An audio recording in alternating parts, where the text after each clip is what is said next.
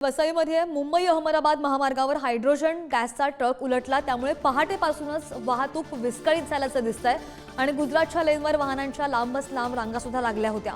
गुजरात मुंबई लेनवरील वाहतूक धीम्या गतीने अजूनही सुरू आहे आणि ट्रकमधील गॅस लीकेज झाला, त्यामुळे आग लागल्याची माहिती समोर आली। ही माहिती मिळताच वसई विरार महापालिकेच्या अग्निशमन दलाच्या जवानांनी धाव घेतली आणि ही आग विझवत सिलेंडर सुद्धा बाजूला सरकवले, परंतु वाहतूक सुरळीत करण्यासाठी महामार्ग पोलीस अजूनही प्रयत्न करतायत। वसईमधून आपण ही दृश्य पाहतोय, कशा प्रकारे वाहतूक कोंडी इतक्या मोठ्या प्रमाणात झालेली आहे आपण पाहतोय। हा ट्रक उलटला, त्यामुळे 8 ते 10 किलोमीटर वाहनांच्या लांबच लांब रांगा अजूनही लागलेल्या आहेत आणि ही वाहतूक कोंडी सोडवण्यासाठी पोलीस सुद्धा तारेवरची कसरत करतात। इथले स्थानिक आमदार सुद्धा ही वाहतूक कोंडी सोडवण्यासाठी आल्याचं पाहायला मिळालं।